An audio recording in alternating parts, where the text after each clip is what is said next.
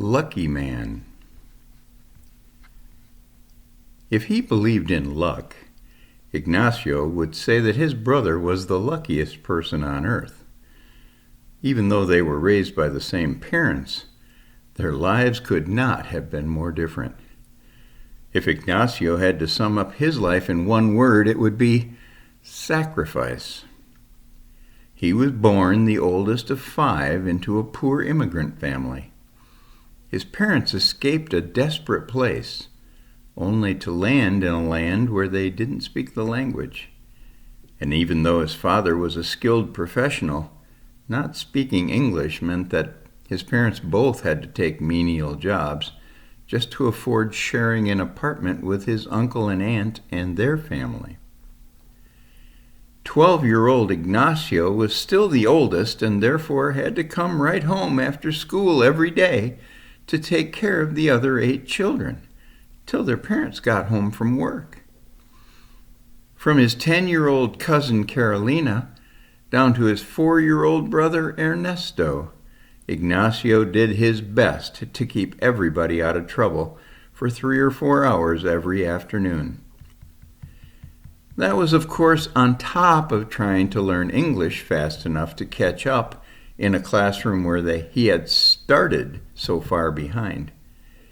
His heart longed to play anything along with the boys his age, from his beloved football, which everyone here mispronounced as soccer, to baseball, to just running around chasing each other, burning off extra energy and stress that can build up in a 12-year-old boy.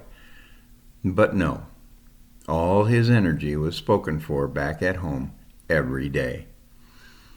And as he headed home each day, he couldn't help but notice some of his younger sibs stay behind and practice for sports teams or even just to play a little after-school football, especially Ernesto. Ever since he was born, Ernesto was always the favored one. He grew up learning how to turn all the attention in the room to his advantage. His life was so full of fun. If Ignacio's job was to keep everybody out of trouble, then it was Ernesto's job to test every corner of that safety net, and he laughed his way through every test. Sundays became a real treat for Ignacio.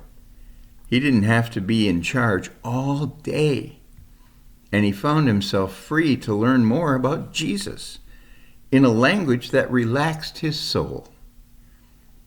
Jesus became his closest friend. So Ignacio got really good at using his friendship with Jesus to help him get through every time that he felt frustrated or worried. Jesus stayed his closest friend for the rest of his life. Most Sundays even meant a chance to play football. Soccer. With his friends at a local park. Ah, yes, Ignacio lived for Sundays. When it came to clothes, it usually pays to be the oldest, since you can't inherit any hand-me-downs. But it really just means that you can't inherit any hand-me-downs from your own family. The thrift stores were full of hand-me-downs from only God knows who. And that's where Ignacio got all of his clothes. From back to school to Sunday best, he wore the very best stuff that Goodwill had on half-price sale.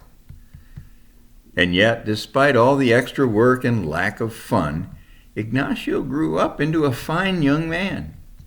He began to see the value of the protection that being so busy offered. Even though his dad was now making enough for his mom to stay home with the family, Ignacio had to postpone college and take an apprenticeship to help with expenses. After all, they had to leave the shared apartment for one of their own, and that cost a lot more every month. As Ignacio invested in the low-paying life of an apprentice, he became more and more skilled as a contractor. He bought an old pickup truck and some tools and spent long days learning how to build and building.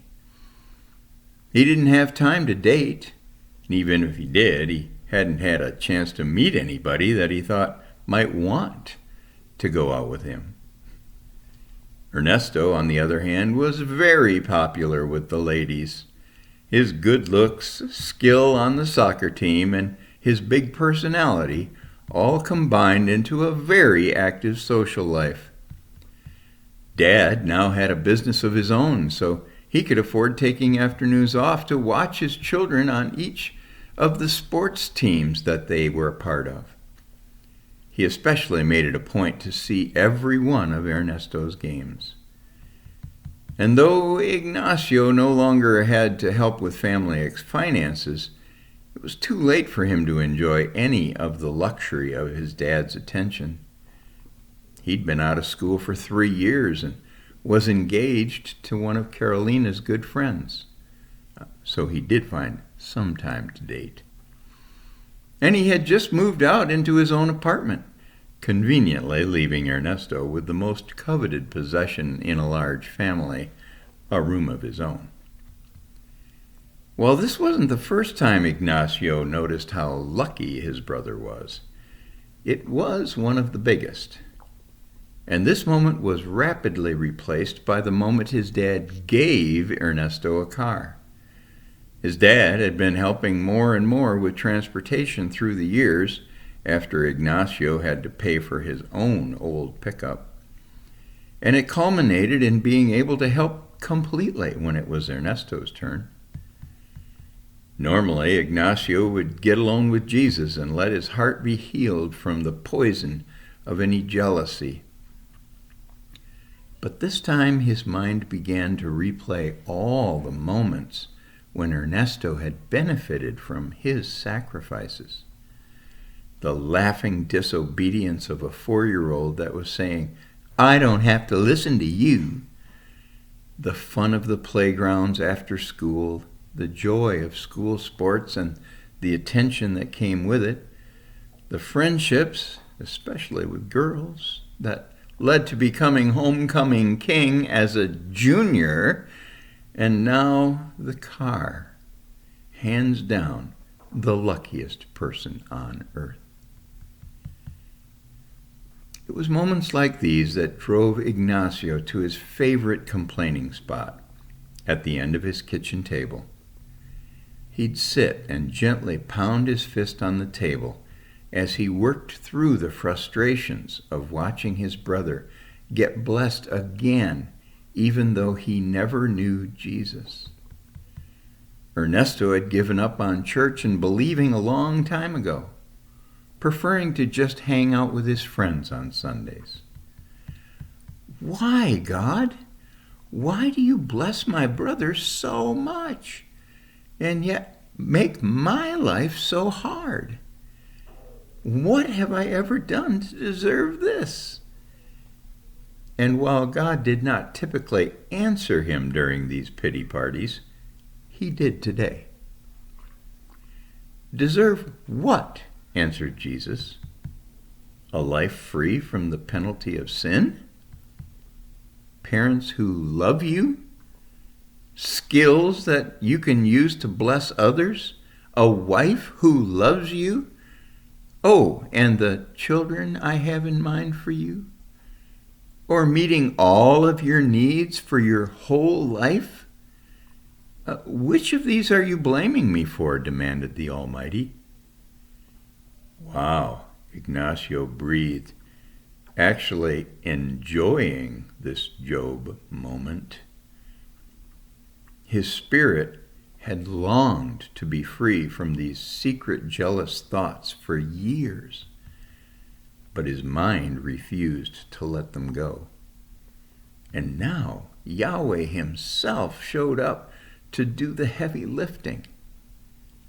"My son, come take a ride with me," was his gentle invitation. And the next moment they were on an elevator with maybe 100,000 other people. The elevator stopped at the first floor, and 3/4 of them exited excitedly into a beautiful, heavenly place, each one oohing and aahing and laughing out loud at the loving welcome awaiting them. "This is heaven," the Lord proclaimed. "Come, let's celebrate together," as he silently invited the ones intended to exit to go ahead and exit.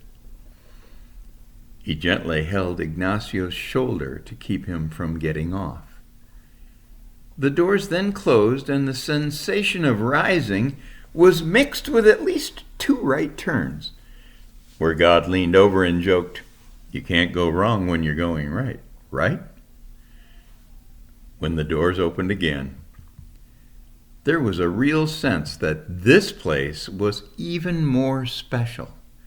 The brightness was brighter, the heights were higher, the music was even more magnificent.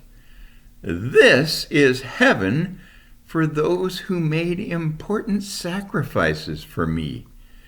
"Come, let's celebrate together," God declared with a welcoming, deep resonance that touched every soul. Ignacio knew that this was his destination, and he hugged the Lord with deep gratitude. He noticed a 3rd button on the elevator panel. "What's on level 3? Ignacio asked playfully. "Oh, that's heaven for those who made important sacrifices for me and didn't complain about them," God finished with a smile. "I've been looking forward to our time together in person," Jesus now said from Ignacio's other side. "You're going to love what I have in mind," the Lord said with a wink. Ignacio woke up suddenly from the vision, enjoying a feeling of deep love and security. He threw himself to the floor and cried out, "Please forgive me, Father, for all the complaining. I don't want to complain anymore. I just want to thank you for being so good to me," Ignacio stated with conviction and maybe just a hint of thinking about the 3rd button.